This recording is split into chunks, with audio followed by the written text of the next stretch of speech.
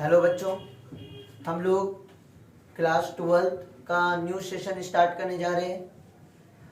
हमारा जो turning point classes YouTube channel है और ये हमारा ये जो इंस्टीट्यूट है मुंगेर में, वो आपका ऑफलाइन और ऑनलाइन आपका सारा सुविधा प्रोवाइड कर रहा है। इस साल हम लोग 2023 से 2024 का पूरा सेशन का आपके पूरे फिजिक्स के सिलेबस को कवर करेंगे। इस चैनल पे डेली आपका वीडियो अपलोड होगा, पूरा सिलेबस कवर होगा। जो भी आपका फिजिक्स का आपका जो भी पोर्शन है पूरा वो सब करेंगे। टोटल हमारा जो इस ईयर जो पूरे सिलेबस में जो चैप्टर है वो हमारा कितना चैप्टर है, आपका 20 चैप्टर है पूरे फिजिक्स में। तो इस 20 चैप्टर को इस यूट्यूब चैनल पे आपको मिलेगा। पूरी basic level to higher level पे हम लोग बात करेंगे, छोटे छोटे चीज़ों से स्टार्ट करेंगे और बहुत ऊपर तक लेके जाएंगे चीज़ों को। ये जो यहाँ पे ये आपका ये जो बैच है 2023 से 24, ये आपके इंग्लिश मीडियम वाले स्टूडेंट के लिए है। इसका इसी यूट्यूब चैनल पे आपके हिंदी मीडियम के लिए भी हमने फिजिक्स का क्लासेस डाल के रखे, वीडियो अपलोडेड है। इस सीजन का 2023 से 24 वाले सेशन के लिए हम लोग हिंदी मीडियम का भी अपलोड कर चुके हैं। ये इंग्लिश मीडियम वाले बच्चों के लिए, जो भी बिहार बोर्ड या सीबीएसई बोर्ड के लिए तैयारी कर रहे हैं उनके लिए पूरा कंटेंट देंगे। ये दोनों बच्चों के लिए होगा, बीएसईबी और सीबीएसई प्लस आने वाले समय में जो आप कंपटीशन एग्जाम के लिए भी जो भी प्रिपरेशन कर रहे हैं उसका सारा बेस आपका तैयार कर देंगे, ताकि आने वाले एग्जामों में आपको कहीं कोई दिक्कत ना हो। हम लोग स्टार्ट करने वाले हैं आज पूरा फर्स्ट चैप्टर जो आपका होता है वो स्टार्ट करेंगे। आज उनका फर्स्ट क्लास है, आज हमारा फर्स्ट चैप्टर का, उससे हम लोग देखेंगे। तो स्टार्ट करते हैं हम लोग फर्स्ट चैप्टर। आज से चीज़ों को अच्छे से समझना है, जो भी वीडियो आएगा उसे अच्छे से आपको देखना है, नोट्स खुद से प्रिपेयर करना है। साथ ही साथ जो कुछ भी होगा ऐसे पीडीएफ फॉर्म में आपका नोट्स दे दिया जाएगा, तो पूरा पीडीएफ तैयार है। बाकी आपको अच्छे से क्लास को देखना है, जो भी वीडियो अपलोड होगा रेगुलर बेसिस पे आपको क्लास को करना है, ताकि चीज़ें आपको अच्छे से समझ में आ जाए। देखिए, हम लोग का जो फिजिक्स है, क्लास 12 फिजिक्स है, इसका जो यूनिट फर्स्ट है ये यूनिट फर्स्ट है इलेक्ट्रोस्टैटिक्स।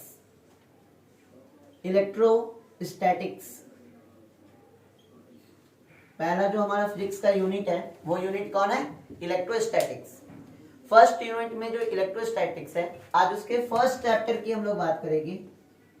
आज हमारी जो शुरुआत होने वाली है चैप्टर फर्स्ट से होने वाली है, और चैप्टर फर्स्ट है हमारा electric charge and electric field. First chapter हमारा क्या है, electric charge and electric field. ठीक है, देखिए बच्चों, ये जो फर्स्ट चैप्टर है फिजिक्स का क्लास 12 का, ये मोस्ट इंपॉर्टेंट चैप्टर है। क्यों इंपॉर्टेंट होता है सर? दो रीजन है इसका। सबसे पहले, इससे आपका लगभग 8 to 10 मार्क्स का क्वेश्चन एग्जाम में पूछता है। 8 to 10 मार्क्स का एग्जाम में क्वेश्चन इस चैप्टर से पूछता है, ऑब्जेक्टिव और सब्जेक्टिव मिला के।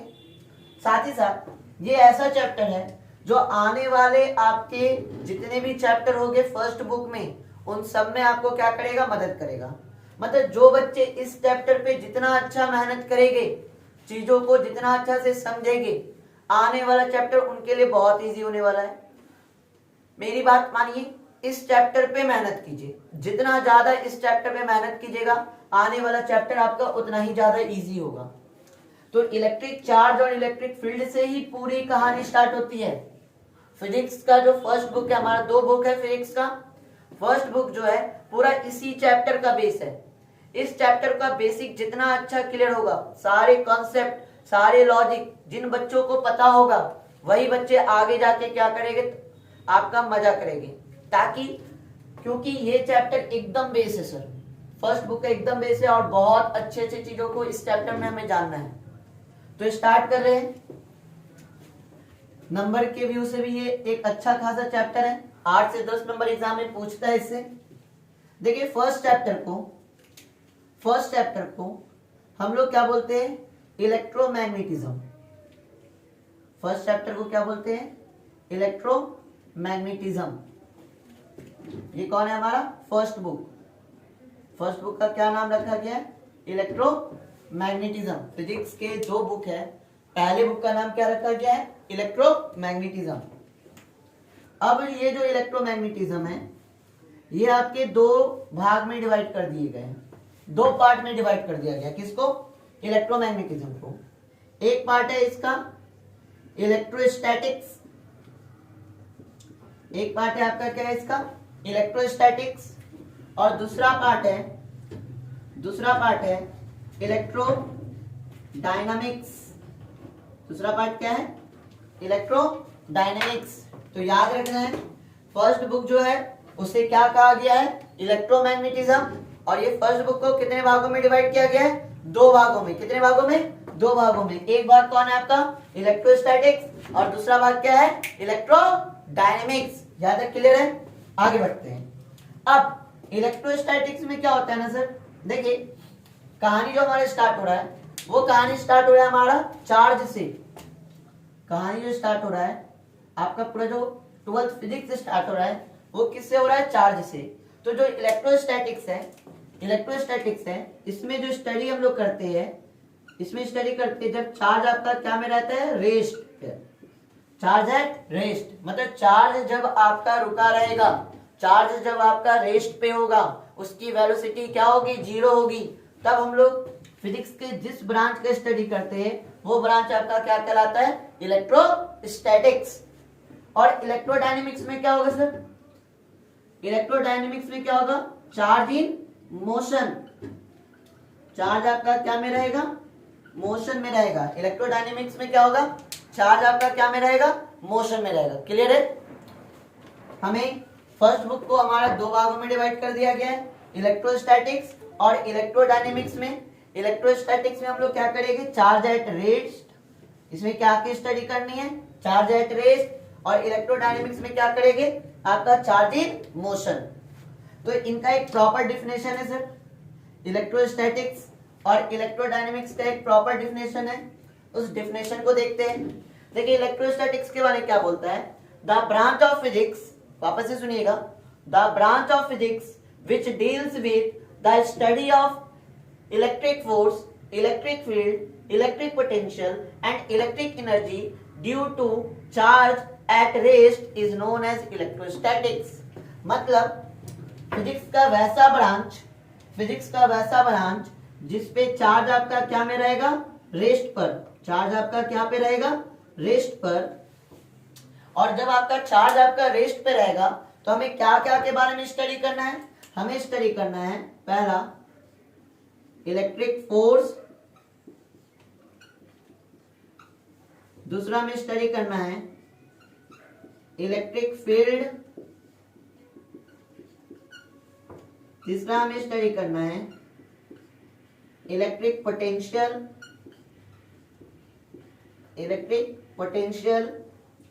चौथा हमें स्टडी करना है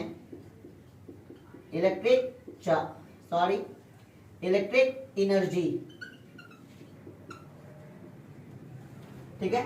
चार्ज जब आपका रेस्ट पे होता है तो हमें किन किन चीजों के बारे में स्टडी करना है, चार्ज जब हमारा रेस्ट में होगा तो फर्स्ट ऑफ ऑल हम लोग स्टडी करेंगे इलेक्ट्रिक फोर्स के बारे में, फिर आपका इलेक्ट्रिक फील्ड के बारे में, थर्ड आपका इलेक्ट्रिक पोटेंशियल, फोर्थ आपका इलेक्ट्रिक एनर्जी। अब ये दोनों जो है इलेक्ट्रिक फोर्स और इलेक्ट्रिक फील्ड, ये हमारे चैप्टर फर्स्ट में आएंगे। चैप्टर फर्स्ट जो हम लोग का चल रहा है इसमें ये क्या क्या पढ़ेंगे, इलेक्ट्रिक फोर्स और इलेक्ट्रिक फील्ड के बारे में। जबकि चैप्टर सेकंड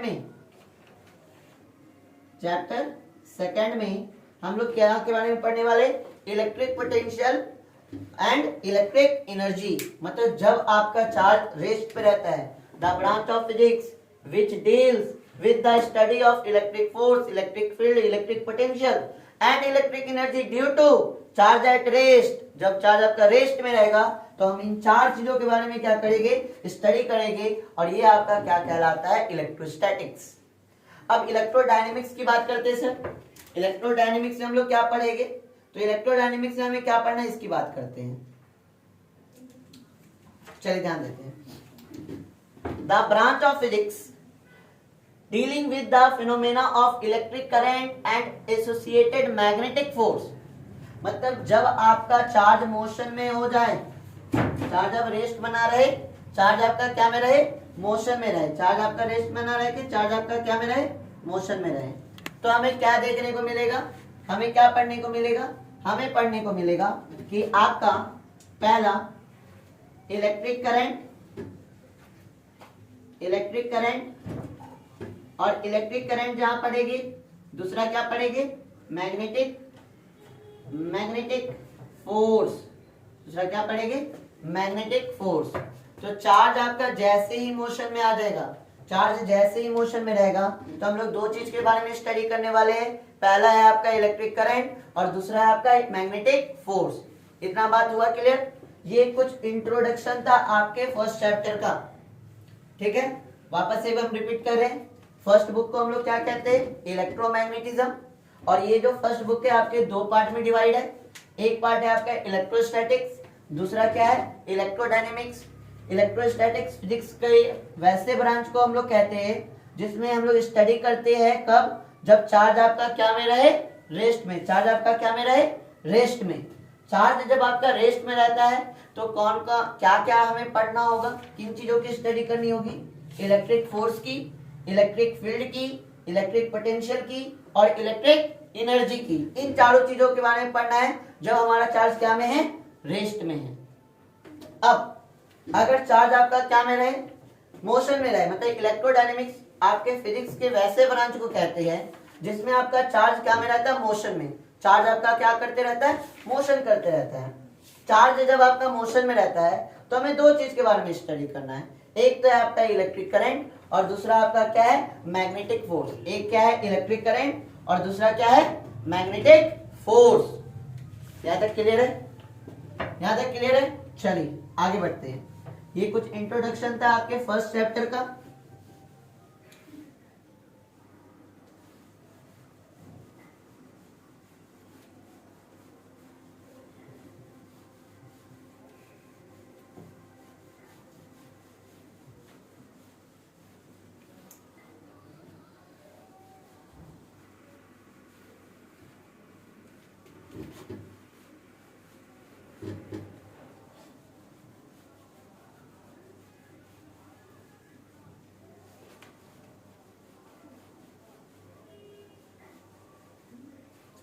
चलिए अब यहां से हम लोग चैप्टर की शुरुआत कर रहे हैं, ठीक है। यहां से आपके फर्स्ट चैप्टर का सफर स्टार्ट हो रहा है। सारे लोग को एकदम फोकस होना है। सबसे पहले इस चैप्टर की शुरुआत में हम लोग जो पढ़ने वाले वो हम लोग पढ़ने वाले किसके बारे में, चार्ज के बारे में, ठीक है। चार्ज क्या है, सबसे पहले इसके बारे में जानते हैं कि चार्ज है क्या। इसके लिए हम एक आपको एग्जांपल लेते हैं। अगर हम अपने सराउंडिंग देख रहे हैं तो सराउंडिंग देखने में हमें क्या दिख रही है, बहुत सारी वस्तुएं हमें दिख रही है अपने आसपास। आप अपने घरों पे बैठे हुए तो आपके आसपास क्या होगा, टेबल, चेयर, बुक्स, आपका अलमीरा है ना, बेड, ये सारे हो गए। हमारे सराउंडिंग में बहुत सारी चीज है। तो उन सारे चीज में क्या कॉमन है, उन सारे चीज में कॉमन है मास। उन सारी चीज में क्या कॉमन है, मास। जितने भी ऑब्जेक्ट है सब में क्या है, मास है। क्या बिना मास का कोई ऑब्जेक्ट हो सकता है? कल्पना कीजिए कि एक ऐसा ऑब्जेक्ट जिसका मास ना हो ही नहीं सकता, पॉसिबल ही नहीं सर। बिना मास का कोई ऑब्जेक्ट हो ही नहीं सकता है। अगर कोई ऑब्जेक्ट है, कोई मैटर है, तो उसका क्या होगा, मास होगा। लाइक ये मार्कर, इस मार्कर का भी क्या होगा सर, मास होगा। और इस मार्कर से इस कैप को हटा दे, इस छोटे से कैप का भी क्या होगा, कुछ मास होगा। तो बिना मास का क्या होता है, कोई ऑब्जेक्ट होता ही नहीं है। तो मास क्या है ना, मास किसी बॉडी का क्या है, फंडामेंटल प्रॉपर्टी है। फंडामेंटल प्रॉपर्टी है मास। क्या है, किसी बॉडी का क्या है, फंडामेंटल प्रॉपर्टी है। बिना मास का कोई ऑब्जेक्ट हो ही नहीं सकता, कोई भी मैटर हो ही नहीं सकता है। अब मास से रिलेटेड दो चीज आपको बताते हैं, ध्यान दीजिएगा। मान लिया जाए ये हमारा अर्थ है और हमारे अर्थ का भी क्या होता है, मास होता है। कितना होता है बच्चे, पता है किन्हीं को? अर्थ का मास कितना होता है? 6 × 10⁻24 kg। तो हमारा अर्थ का क्या मास है। और इस अर्थ पे हमारा एक प्यारा सा बच्चा जिनका नाम है चिंटू, जिनका नाम क्या है? चिंटू, वो खड़ा है। तो अब ये चिंटू जो है, इनका भी तो अपना कुछ मास होगा, इनका अपना भी तो कुछ क्या होगा, मास होगा, क्योंकि दोनों तो आपके मैटर है। तो जितनी भी आपकी वस्तुएं हैं, जितने भी ऑब्जेक्ट है हमारे आसपास, उन सब में क्या पाया जाता है? मास पाया जाता है। तो हमारे अर्थ का ही मास है और हमारे चिंटू का ही मास है। अब हमें पता है कि मास क्या करता है। अगर ये क्लास 11th में हमने ग्रेविटेशनल वाला चैप्टर पढ़ के आया है, अगर कोई m मास का ऑब्जेक्ट है तो ये अपने सराउंडिंग क्या प्रोड्यूस करता है? अपने सराउंडिंग प्रोड्यूस करता है ग्रेविटेशनल फील्ड। याद कीजिए, क्लास 11th में हमने इन चीजों को पढ़ा है। अगर m मास का ऑब्जेक्ट है तो ये m मास का ऑब्जेक्ट अपने सराउंडिंग क्या प्रोड्यूस करता है? Gravitational field. और इस ग्रेविटेशनल फील्ड में इस m मास के ऑब्जेक्ट के पास, ऑब्जेक्ट जो आपका ग्रेविटेशनल फील्ड प्रोड्यूस कर रहा है, अगर इस ग्रेविटेशनल फील्ड में कोई दूसरे मास को लेकर आए तो ये ग्रेविटेशनल फील्ड उसे क्या करता है? अट्रैक्ट करता है। तो यहाँ चिंटू के साथ भी वही हो रहा है। अर्थ का अपना मास है, अर्थ अपने सराउंडिंग क्या प्रोड्यूस करता है? Gravitational field. इस ग्रेविटेशनल फील्ड के कारण ये जो चिंटू है वो अर्थ के साथ चिपका होता है, क्योंकि इस पे क्या लगाया जाता है? इस पे लगाया जाता है, अर्थ इस पे क्या लगाता है? ग्रेविटेशनल फोर्स लगाता है। और इस फोर्स के कारण ये क्या होता है? अर्थ पे चिपका रहता है। तो कोई भी m मास का ऑब्जेक्ट क्या करता है? m मास का ऑब्जेक्ट क्या कर सकता है? आपका अपने सराउंडिंग ग्रेविटेशनल फील्ड प्रोड्यूस भी कर सकता है, साथ ही साथ उस ग्रेविटेशनल फील्ड को फील भी कर सकता है। क्लियर है? इतना बात क्लियर है? ये हम लोग मास को लेके चल रहे थे, बट हमें तो पढ़ना है चार्ज। आप लोग भी कंफ्यूज हो गए कि सर कि कहां से कहां चले गए। पढ़ाते पढ़ाते स्टार्ट किए क्लास 12 और पहुंचा दिए क्लास 11, बट इससे ही कुछ रिलेटेड चीजें हैं सर। इसका इस लॉजिक को हमने थोड़ा सा समझाया और फिलहाल क्लास 11th में तो आपने मेहनत किया ही होगा। अब थोड़ा ध्यान देना है।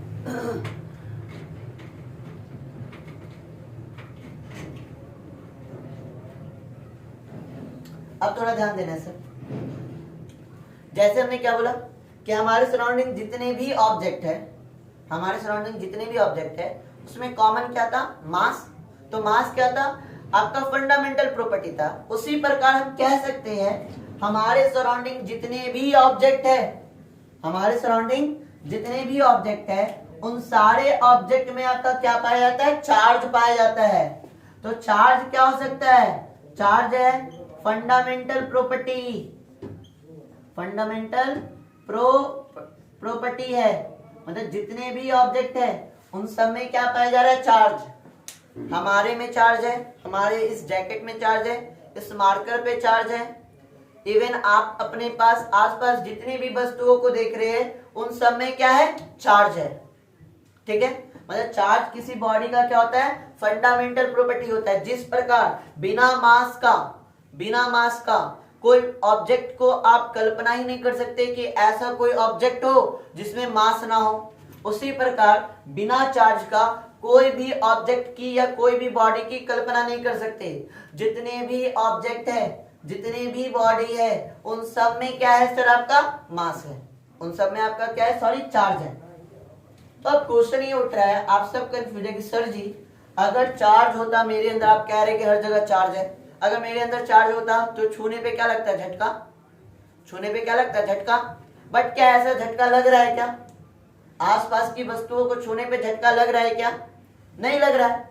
ऐसा क्यों हो रहा है सर? ऐसा इसलिए होता है कि चार्ज तो है बट उसमें number of positive charge is equal to क्या है? Number of negative charge.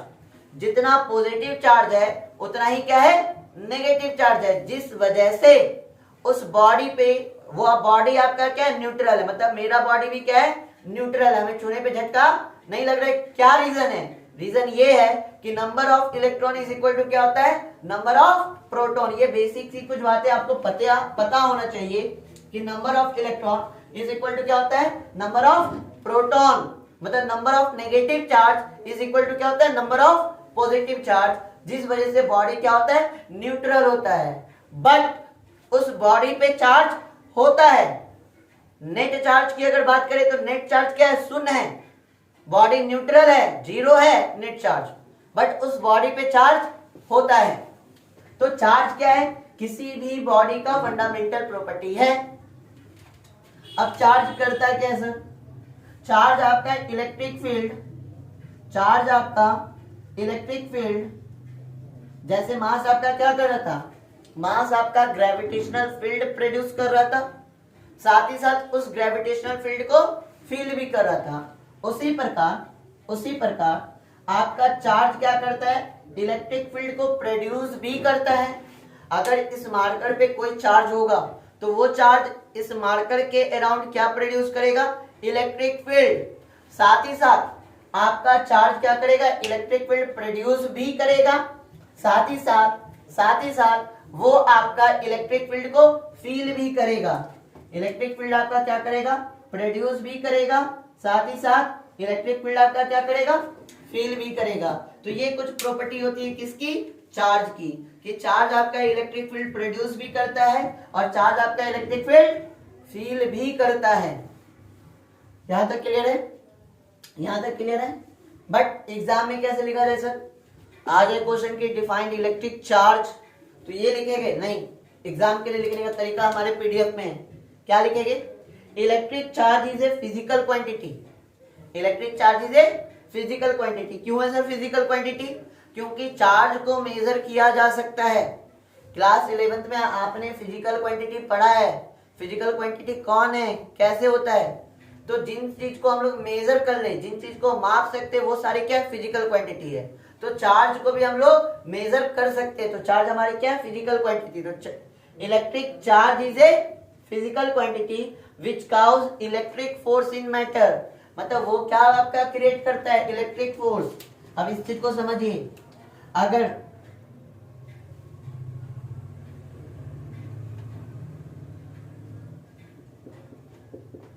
इसको लगता है ठंडा मार दिया, चले ध्यान दीजिएगा, अगर किसी इलेक्ट्रिक फील्ड में किसी चार्ज को ला के रखे, तो ये इलेक्ट्रिक फील्ड इस चार्ज पे क्या लगाता है, इलेक्ट्रिक फोर्स। ये इलेक्ट्रिक फील्ड इस चार्ज पे क्या लगाता है, इलेक्ट्रिक फोर्स। जबकि किसी मैग्नेटिक फील्ड में एक चार्ज को रख के रखा जाए तो ये मैग्नेटिक फील्ड इस पे क्या लगाता है, मैग्नेटिक फोर्स। इस पे क्या लगाता है, मैग्नेटिक फोर्स। इसी चीज को डिफाइन किया गया है कि electric charge is a physical quantity, electric charge is a physical quantity which cause electric force in matter, जिसके कारण आपके मैटर में क्या आपका क्रिएट होता है, इलेक्ट्रिक फोर्स होता है। कैसा फोर्स देखने को मिलेगा, इलेक्ट्रिक फील्ड में इलेक्ट्रिक फोर्स, मैग्नेटिक फील्ड में मैग्नेटिक फोर्स देखने को मिलता है। तो ये था कुछ बेसिक सी आपका डिफिनेशन चार्ज के बारे में। आई होप आप लोग को चार्ज के बारे में अच्छे से समझ में आ गया कि चार्ज होता क्या है। ये हर जगह है सर, जितनी भी वस्तुएं है वो हर जगह चार्ज है, ठीक है। तो चार्ज क्या होता है, फंडामेंटल प्रॉपर्टी है। बिना चार्ज का कोई बॉडी हो ही नहीं सकता, कोई ऑब्जेक्ट हो ही नहीं सकता। इरेज करें,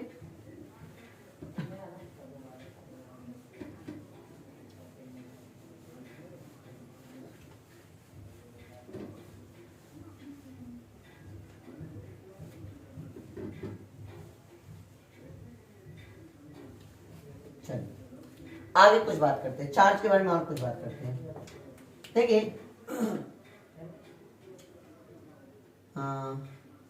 charge is denoted by letter Q और capital Q।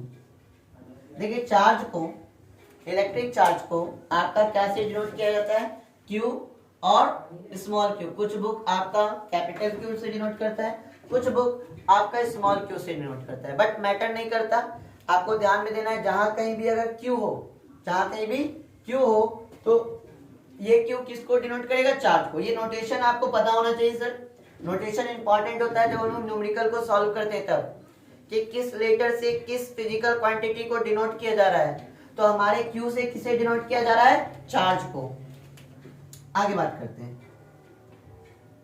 SI unit of charge, SI unit of charge is coulomb. SI unit of charge is coulomb.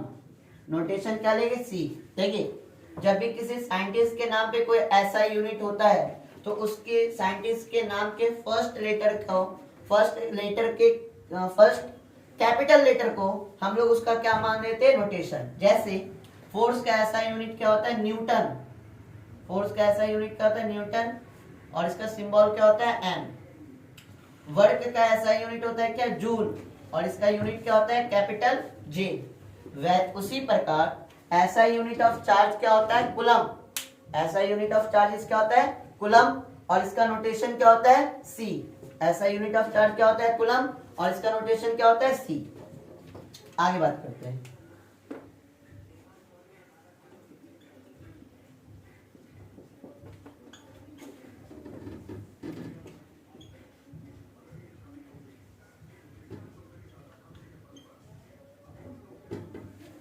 Dimensional formula of charges क्या होगा? डायमेंशन फॉर्मूला, डायमेंशन फॉर्मूला के लिए देखिए हमें सबसे पहले पता होना चाहिए कि फॉर्मूला क्या होता है चार्ज का।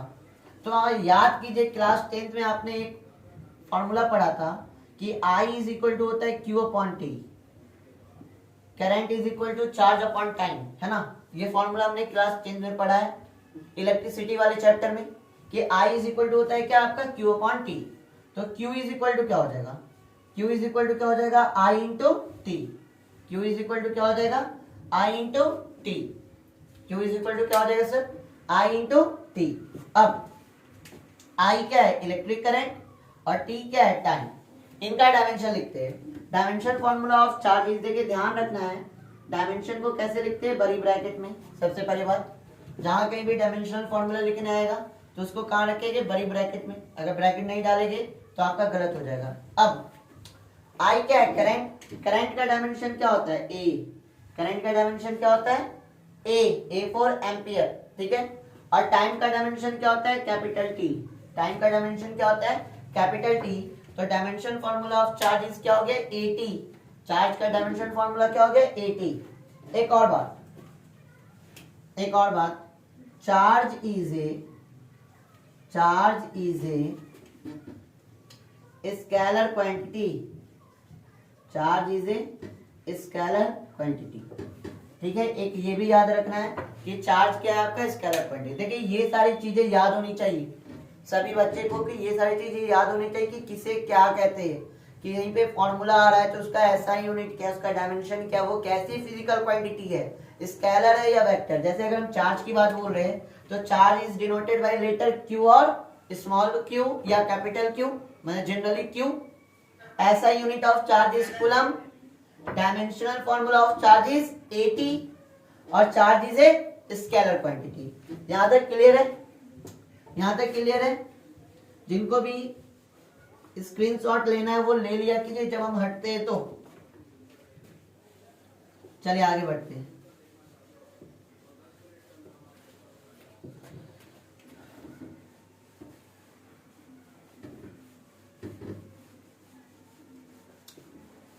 ये कुछ बेसिक सी बातें आपके चार्ज के बारे में जाने, कि चार्ज होता क्या है, डिफाइन कैसे कर सकते हैं चार्ज को, चार्ज से रिलेटेड कुछ बातें जान लिए, SI यूनिट ऑफ चार्ज जान लिए, डायमेंशनल फार्मूला ऑफ चार्ज जान लिए, स्केलर क्वांटिटी है चार्ज ये जान लिए, चार्ज का नोटेशन जान लिए, ये सारी बातें जान लिए।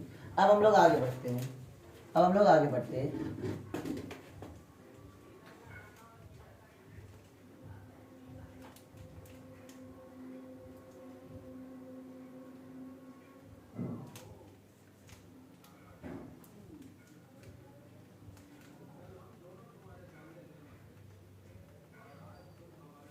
चलिए ध्यान देते हैं आगे। अगला जो हमारा टॉपिक है वो है आपका कॉन्सेप्ट ऑफ चार्ज।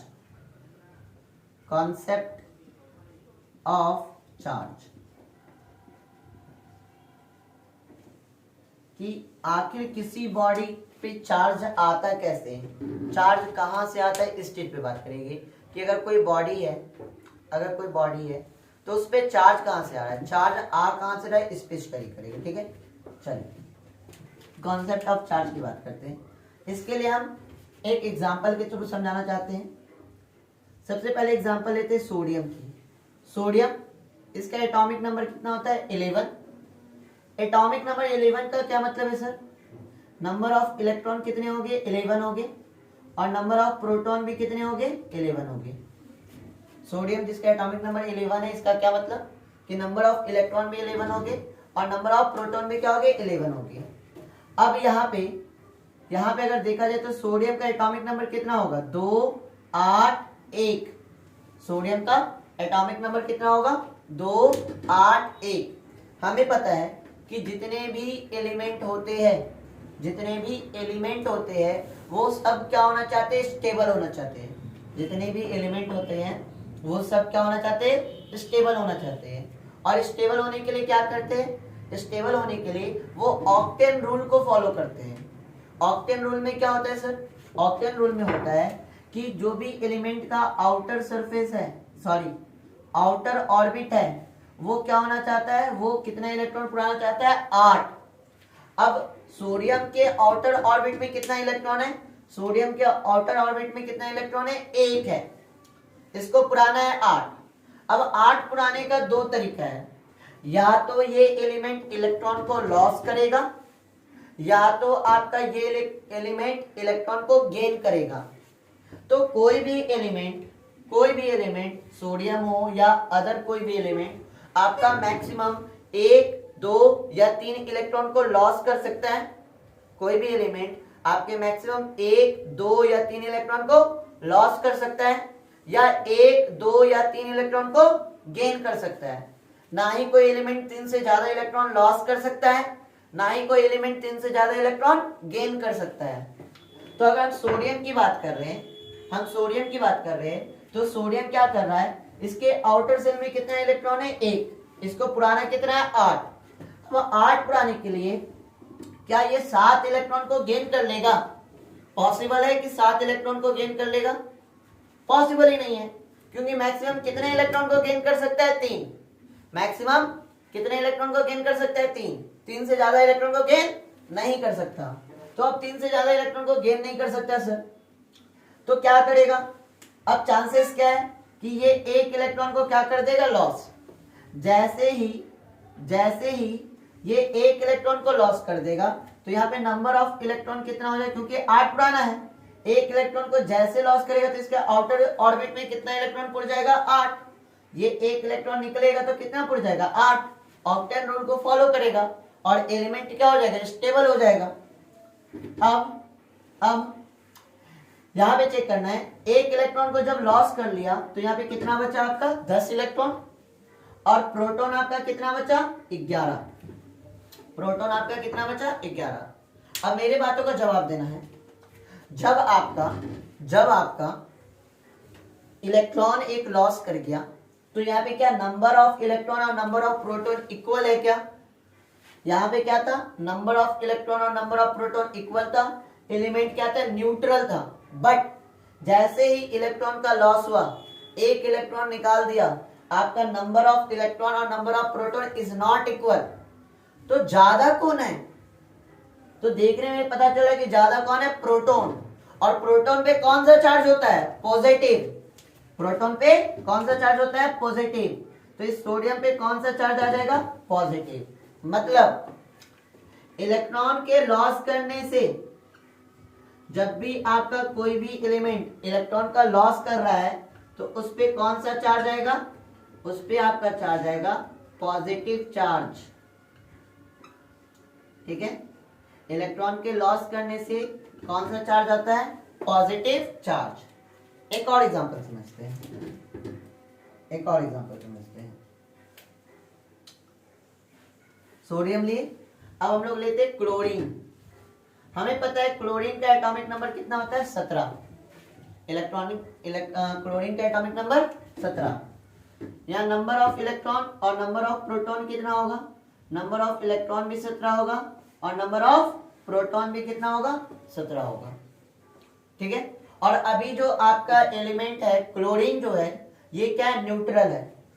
अब इलेक्ट्रॉन का क्लोरीन का इलेक्ट्रॉनिक कन्फिग्रेशन देखा जाए तो कितना होता है 2 8 7। कितना होता है 2 8 7। अब इसके आउटर सेल में कितने इलेक्ट्रॉन है, इसके आउटर सेल में कितने इलेक्ट्रॉन है 7। हमने अभी क्या बताया, जितना भी एलिमेंट है वो क्या होना चाहता है स्टेबल। तो क्लोरीन भी क्या होना चाहिए स्टेबल। स्टेबल होने के लिए क्या करेगा, ऑक्टेन रूल को फॉलो करेगा। ऑक्टेन रूल क्या कहता है, जो आउटर ऑर्बिट है एलिमेंट का उसमें 8 इलेक्ट्रॉन होने चाहिए, बट हमारे क्लोरीन के पास कितना इलेक्ट्रॉन है 7। अब 8 बढ़ाने के लिए क्या करेगा, दो कंडीशन है। एक कंडीशन क्या है, या लॉस ऑफ इलेक्ट्रॉन या गेन ऑफ इलेक्ट्रॉन।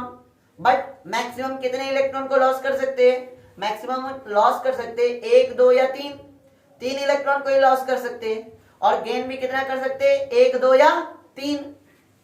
अब यहां पे चेक करना है, यहां पे चेक करना है कि क्या होगा। यहां पे चेक करना है कि यहां पे आपके आउटर सेल में कितना इलेक्ट्रॉन है 7। क्या आपका क्लोरीन 7 इलेक्ट्रॉन को लॉस करेगा, पॉसिबल है। मैक्सिमम कितना इलेक्ट्रॉन को लॉस कर सकते हैं 3 को, 7 को कर नहीं सकते। अब चांस क्या बन रहा है कि एक इलेक्ट्रॉन को क्या कर लेगा गेन, क्लोरीन क्या करेगा एक इलेक्ट्रॉन को गेन। और एक इलेक्ट्रॉन को जब गेन कर लेगा तो यहां पे आपका नंबर ऑफ इलेक्ट्रॉन हो जाएगा 18 और नंबर ऑफ प्रोटॉन हो जाएगा 17। अब क्या नंबर ऑफ इलेक्ट्रॉन और नंबर ऑफ प्रोटॉन इक्वल है, नहीं है। ज्यादा कौन है इलेक्ट्रॉन, ज्यादा कौन है electron. Number of electron is greater than number of proton. तो इलेक्ट्रॉन जैसे ही ज्यादा हो रहा है, और इलेक्ट्रॉन पे हमें पता है कि कौन सा चार्ज होता है, इलेक्ट्रॉन पे आपका चार्ज होता है नेगेटिव। इसलिए यहां पे क्लोरीन पे कौन सा चार्ज आएगा नेगेटिव। मतलब कोई भी एलिमेंट इलेक्ट्रॉन को गेन करके, जैसे ही कोई भी एलिमेंट इलेक्ट्रॉन को गेन करेगा तो आपका इस पे कौन सा चार्ज आएगा, इस पे आएगा आपका नेगेटिव चार्ज। इस पे क्या आएगा आपका नेगेटिव चार्ज। तो कोई भी बॉडी आपका जो चार्ज हो रहा है, कोई भी बॉडी जो आपका चार्ज हो रहा है, जैसे इस मार्कर को हमें क्या करना है चार्ज करना है। चार्ज करने के बहुत सारे तरीके हैं, आने वाले क्लासों में हम देखेंगे कि किस प्रकार किसी बॉडी को चार्ज किया जाता है। इसमें फुल्ली डिस्कशन चलेगा। फिलहाल अभी समझ रहे कि अगर ये बॉडी को चार्ज करना है तो इस बॉडी चार्ज करने का दो तरीका है, या तो इससे इलेक्ट्रॉन को निकाल लीजिए, जैसे इससे इलेक्ट्रॉन को निकालेंगे इसमें इलेक्ट्रॉन की लॉस होगी, और लॉस ऑफ इलेक्ट्रॉन से आपका कौन सा चार्ज होगा पॉजिटिव चार्ज। मतलब इस ऑब्जेक्ट पे क्या आ जाएगा पॉजिटिव चार्ज। कब, जब हम इलेक्ट्रॉन को इससे क्या करेंगे निकालेंगे, मतलब इसमें इलेक्ट्रॉन की क्या होगी लॉस होगी, और इलेक्ट्रॉन की लॉस होगी तो कौन सा चार्ज बनेगा इस बॉडी पे, कौन सा चार्ज आ जाएगा पॉजिटिव चार्ज। ठीक उसी प्रकार अगर हम कहीं से इलेक्ट्रॉन लाके इस पे रख दे, कहीं से इलेक्ट्रॉन लाके इस पे रख दे, तो नंबर ऑफ इलेक्ट्रॉन क्या हो जाएगा ज्यादा हो जाएगा, किससे नंबर ऑफ प्रोटॉन से। मतलब ये जो आपका बॉडी है ये कुछ इलेक्ट्रॉन को क्या कर लेगा गेन कर लेगा। जैसे ही इलेक्ट्रॉन को गेन करेगा तो इस पे आपका कौन सा चार्ज आ जाएगा नेगेटिव चार्ज आ जाएगा। तो कोई भी बॉडी को अगर हम चार्ज कर रहे हैं तो वो चार्ज किसके वजह से करते हैं इलेक्ट्रॉन के वजह से। इलेक्ट्रॉन के लॉस और इलेक्ट्रॉन के गेन के वजह से आपका क्या होता है बॉडी क्या होता है चार्ज होता है। आया बात समझ में, कॉन्सेप्ट ऑफ चार्ज आया समझ में कि कैसे किसी बॉडी को पे चार्ज करते हैं। तो चार्ज करने की दो तरीके हैं। एक तरीका ये है कि आप उस बॉडी से इलेक्ट्रॉन को निकाल लीजिए फिर भी बॉडी चार्ज होगा। इलेक्ट्रॉन निकालने पे कौन सा चार्ज आएगा, जब इलेक्ट्रॉन निकालेंगे इलेक्ट्रॉन की कमी होगी, और इलेक्ट्रॉन की कमी होगी तो उस बॉडी पे आएगा पॉजिटिव चार्ज। इसी प्रकार अगर इस बॉडी को नेगेटिव चार्ज करना है तो कुछ इलेक्ट्रॉन को क्या करेंगे इस बॉडी पे लाके रख देंगे, इलेक्ट्रॉन आएगा, नंबर ऑफ इलेक्ट्रॉन ज्यादा हो जाएगा नंबर ऑफ प्रोटॉन से, और ये बॉडी क्या हो जाएगी नेगेटिव चार्ज हो जाएगी। यहां तक क्लियर है? आगे बढ़े, इसको इरेज करें। चलिए इसको इरेज करते हैं।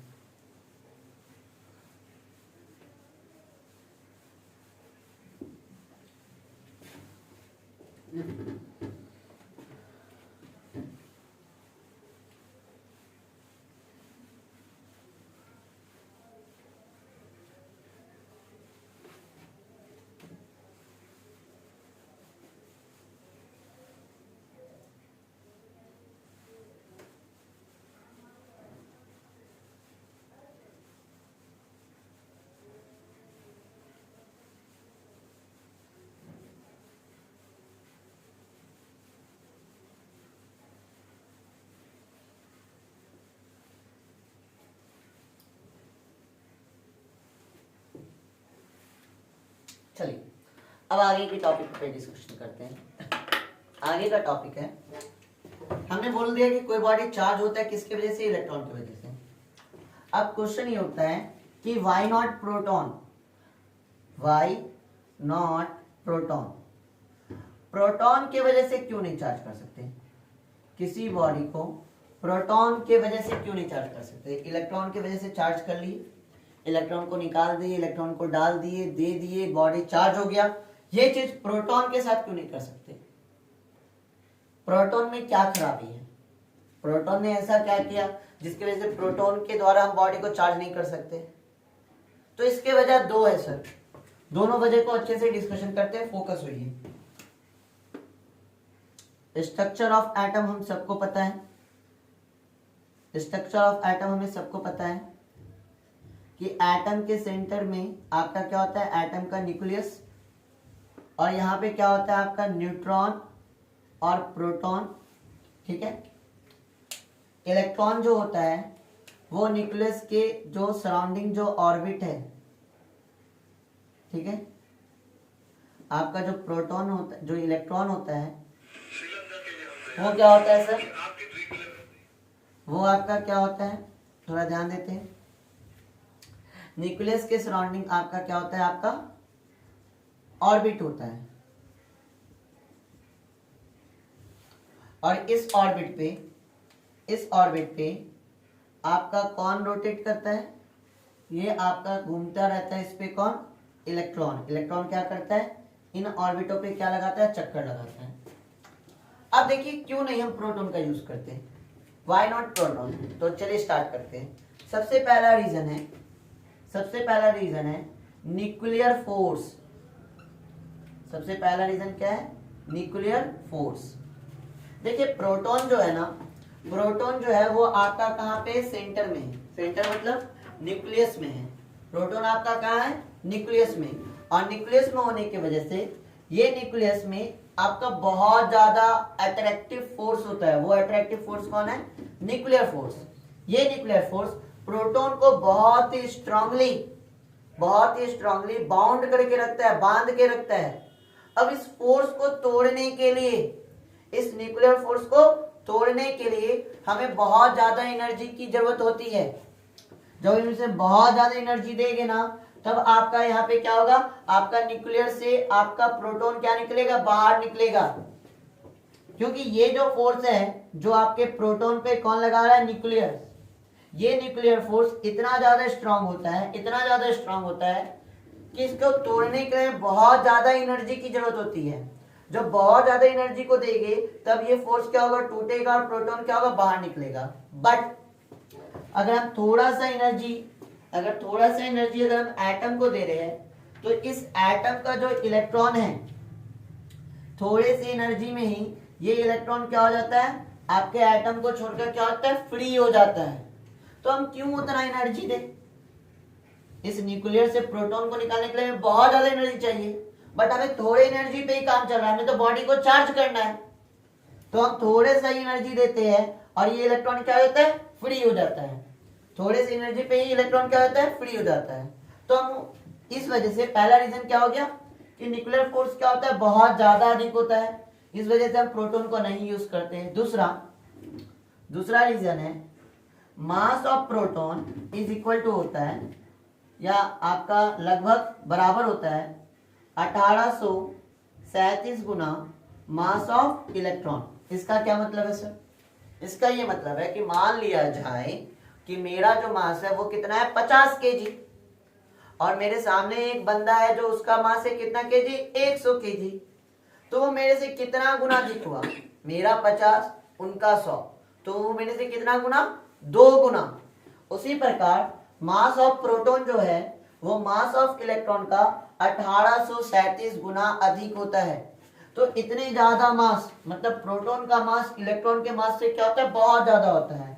और इस बहुत ज्यादा मास को तोड़ने के लिए, निकालने के लिए हमें काफी एनर्जी चाहिए। तो हम उतने एनर्जी को क्यों वेस्ट करें?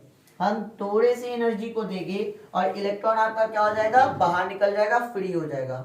तो हम क्या करते हैं? इलेक्ट्रॉन की बेसिस पर, इलेक्ट्रॉन को आधार मानकर हम क्या करते हैं? किसी बॉडी को क्या करते हैं? चार्ज करते हैं।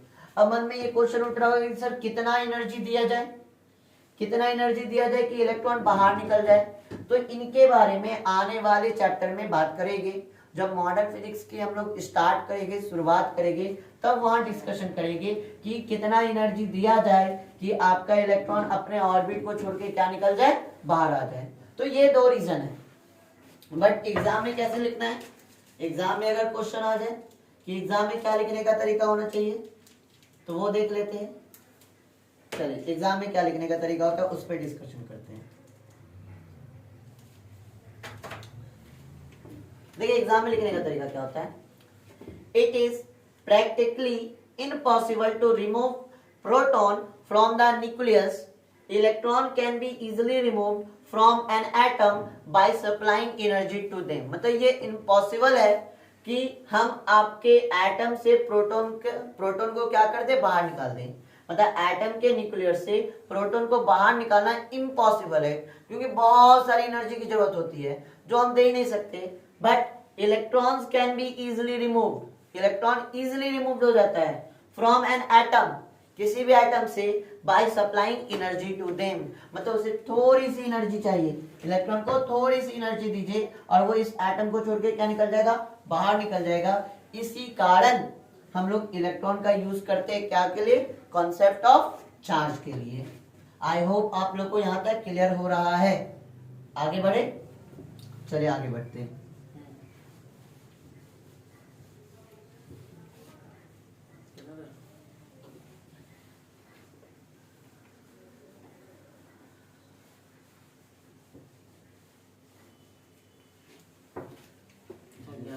जाएगा तो कितना दिन आना है? कितना दिन है? वापस 11:30 बजे कितना?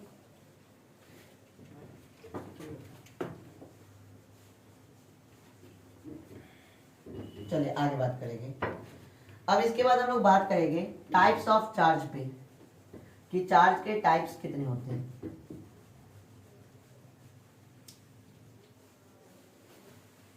चलिए ध्यान दीजिएगा, टाइप्स ऑफ चार्ज पे बात करते हैं, चार्ज के टाइप्स। ठीक है,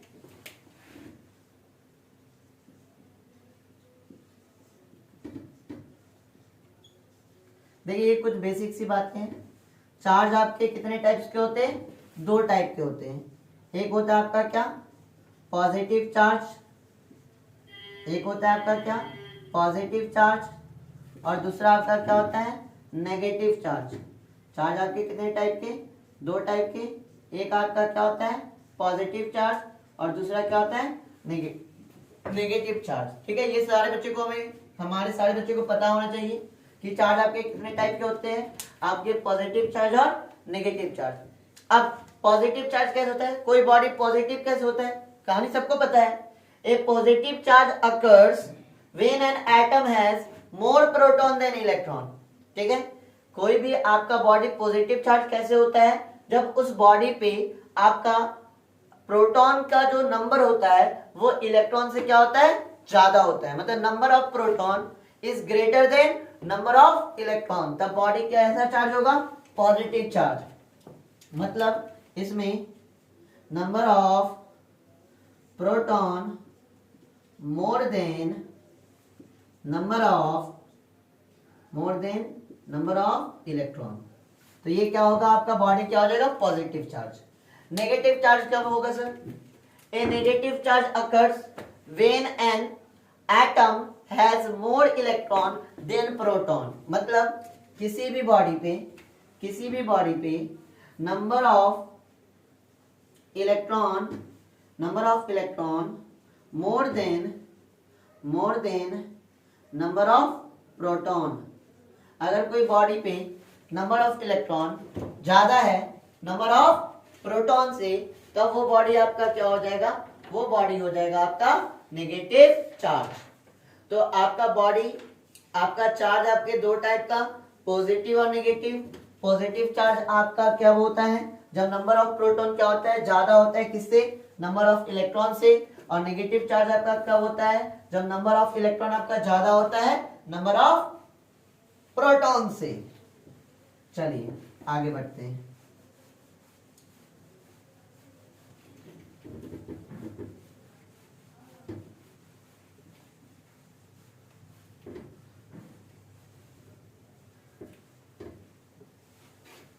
आगे बढ़ते हैं। अब चार्ज की प्रॉपर्टी के बारे में बात करते हैं। देखिए चार्ज की प्रॉपर्टी क्या होती है, जो लाइक चार्जेस होते हैं, जो एक समान चार्जेस होते हैं, वो एक दूसरे को क्या करते हैं, रिपेल करते हैं। लाइक चार्जेस क्या करते हैं, एक दूसरे को क्या करते हैं, रिपेल करते हैं। ये चीज याद रखना है कि like charges repel each other. ये फर्स्ट प्रॉपर्टी आपका चार्ज का है, like charges repel each others. ठीक है, लाइक चार्जेस क्या करते हैं, आपके रिपेल करते हैं एक दूसरे को, जबकि unlike charges attract each other. Unlike charges attract each other. Unlike charges attract each other. ठीक है, याद रखना है सर सभी को। Like charges repel each other. Like charge क्या करते हैं, एक दूसरे को रिपेल करते हैं, दूर ढकेलते हैं। अगर इन दोनों मार्कर पे पॉजिटिव चार्ज होगा तो ये दोनों मार्कर एक दूसरे को क्या करेंगे, दूर ढकेलेंगे, रिपेल करेंगे। तो like charges repel each other. और अनलाइक चार्जेस क्या करते हैं सर, जो भी अनलाइक चार्जेस है, लाइक इस पे पॉजिटिव चार्ज, इस पे नेगेटिव चार्ज, तो like charges attract each other. इन दोनों को क्या करते हैं, पास बुलाते हैं। तो like charges repel each other और unlike charges attract each other. यहां तक याद हुआ? आगे बढ़े, चीजों को समझ रहे हैं, चीजों को समझ के करना है। Like charges repel each other, unlike charges attract each other. चलिए इस पे एक क्वेश्चन कराते हैं, टॉपिक रिलेटेड क्वेश्चन। एक बॉडी ए है, हालांकि क्वेश्चन आपका होना चाहिए पीडीएफ में क्वेश्चन को देख लेते हैं। चलिए देख लेते हैं पीडीएफ में क्वेश्चन को।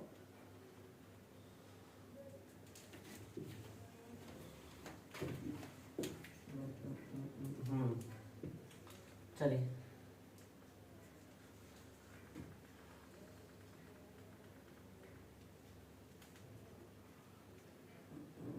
क्वेश्चन मिस है, चलिए यहाँ देख लेते हैं। इफ एन ऑब्जेक्ट ए, एक ऑब्जेक्ट ए है, ध्यान दीजिएगा, एक ऑब्जेक्ट ए है जिसपे आपका क्या पॉजिटिव चार्ज है। एक ऑब्जेक्ट ए है जिसपे आपका क्या है, पॉजिटिव चार्ज है। और एक ऑब्जेक्ट बी है, ये ऑब्जेक्ट बी क्या कर रहा है, इस ऑब्जेक्ट ए को क्या कर रहा है, अट्रैक्ट कर रहा है। ये ऑब्जेक्ट ए क्या कर रहा है, इस ऑब्जेक्ट बी को क्या कर रहा है, अट्रैक्ट कर रहा है। तो क्वेश्चन ये बता रहा है, कहने को बोल रहा है कि बताइए कि ऑब्जेक्ट बी पे कौन सा चार्ज है, पॉजिटिव, नेगेटिव, न्यूट्रल या D number none of these. Option B given है सर। सोचिए क्या होगा, आपका क्या है, एक बॉडी ए है, इस बॉडी ए पे कौन सा चार्ज है, पॉजिटिव चार्ज। इस बॉडी पे कौन सा चार्ज है, पॉजिटिव चार्ज। ये ऑब्जेक्ट बी को क्या कर रहा है, अट्रैक्ट कर रहा है। अब इस बॉडी को अट्रैक्ट करा, बॉडी बी को अट्रैक्ट करा, तो आपको बताना है कि इस पे कौन सा चार्ज होगा, पॉजिटिव, नेगेटिव, न्यूट्रल या नन ऑफ दीज। सोचिए, 30 सेकंड का समय दिए, सोचिए, फिर आगे बढ़ेंगे। 30 सेकंड का समय दिया जा रहा है, सोचिए।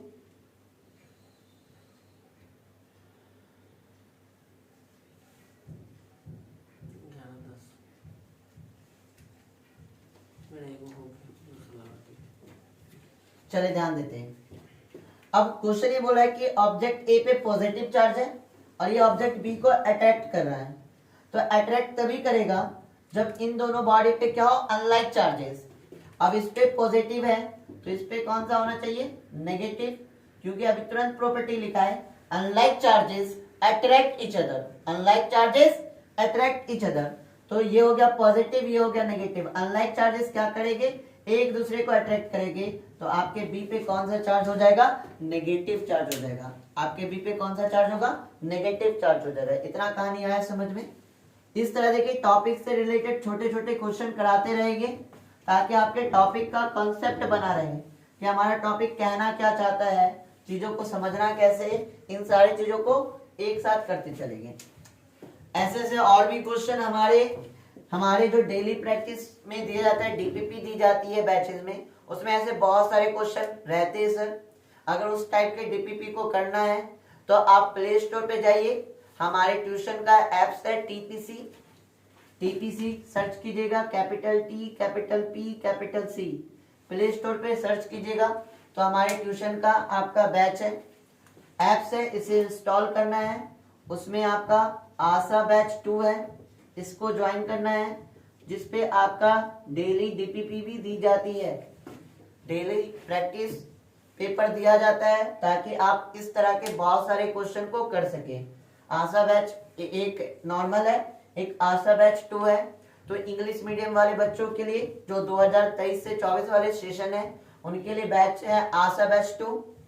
प्ले स्टोर से इंस्टॉल कर सकते हैं, व्हाट्सएप पे आप हमारे व्हाट्सएप नंबर से जुड़ सकते हैं, उस पर आप क्या कर सकते हैं, उससे आप निकाल सकते हैं, हमसे बैच कोड मांग सकते हैं, हम आपको बैच पे ज्वाइन कर देंगे, जिससे आपको डेली प्रैक्टिस पेपर जो दिया जाएगा उससे ढेर सारे क्वेश्चन को कर सकते हैं।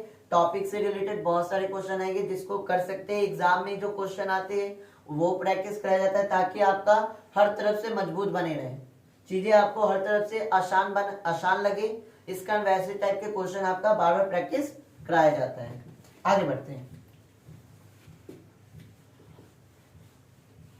चार्ज के बारे में और कुछ जानते हैं।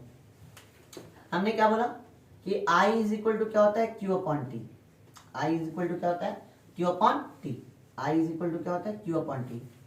तो Q इज इक्वल टू क्या होता है, IT। Q is equal to क्या होता है, IT।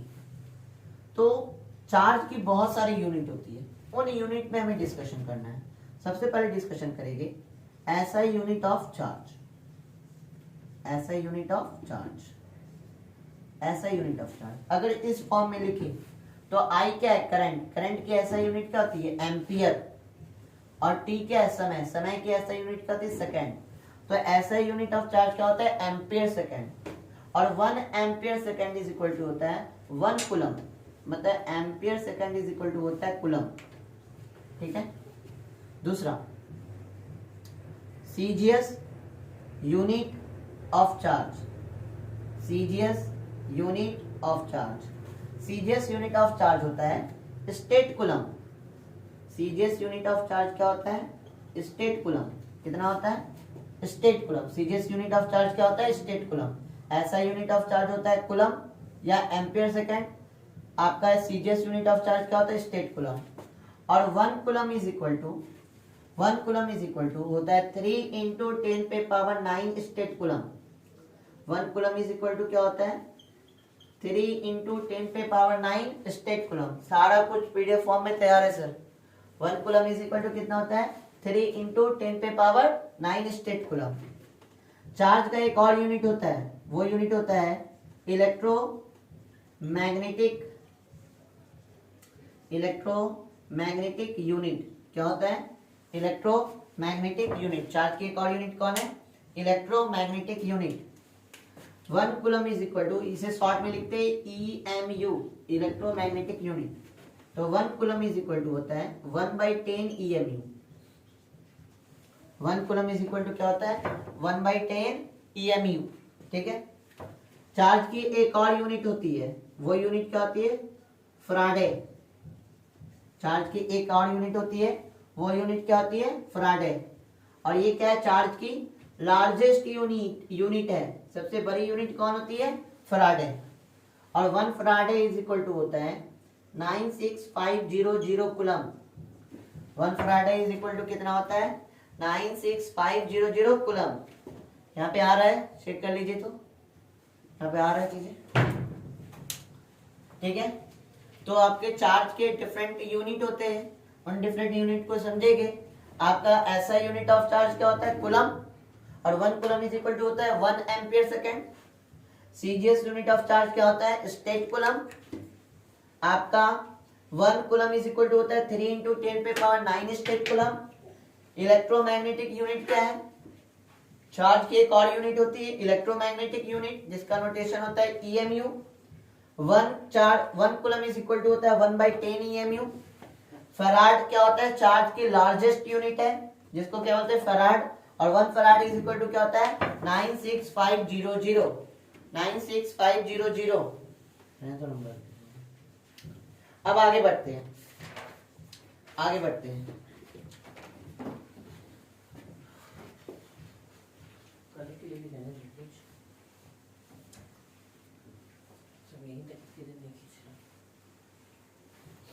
चलिए आज के लिए इतना ही रहने देते हैं, ताकि टाइम बहुत हो रहा है। 1 घंटा 3 मिनट। 1 घंटा का क्लास हो चुका है सर, आज के लिए इतना ही रहने देते हैं। एक इम्पॉर्टेंट इंफॉर्मेशन ये है कि जिन बच्चों को इनका पूरा नोट्स चाहिए, तो वो हमारे व्हाट्सएप नंबर पे मैसेज कर सकते हैं। हमारा व्हाट्सएप नंबर है 8083856189 या 9122507170। इस नंबर पे व्हाट्सएप करके आप क्लास 12 के नोट्स उस पे अवेलेबल हो जाएगा जिन बच्चों को चाहिए। बाकी आज का क्लास इतना ही रहने देते हैं, कल आगे बढ़ेगी सर। पूरा टारगेट ये है कि पूरे सेशन का आपका वीडियो अपलोड होगा, इसमें कोई दो राय नहीं, कोई भी चीज आपका मिस नहीं होगा। 100% आपके एग्जाम में लड़ेगा। जो भी क्वेश्चन या जो भी चीजें पढ़ाई जाएगी एकदम बेसिक से हाई लेवल पे, कहीं कोई दिक्कत नहीं होगा। सारे लोग जुड़े रहिए, अपने दोस्तों के साथ शेयर कीजिए। जो भी बच्चे इस सेशन में हैं 2023 से 24, उनके लिए पूरा फ्री कंटेंट है। यूट्यूब पे एक एक चैप्टर का पूरा एक एक टॉपिक के बारे में डिस्कशन करेंगे और बहुत ही डीपली डिस्कशन करेंगे। आज का सेशन हमने चार्ज को ही सिर्फ समझा, अभी तक सिर्फ हमने चार्ज को ही समझा। चार्ज को इतने अच्छे से समझे, पूरा 1 घंटा हमने चार्ज को समझा। एक एक टॉपिक को बहुत डीप लेके जाएगी सर। इसका सारे बच्चे बने रहिए, चैनल को सब्सक्राइब कीजिए। वीडियो अगर आपको समझ में आया तो इसे लाइक कीजिए, अपने दोस्तों के साथ शेयर कीजिए। चलिए रहने देते हैं।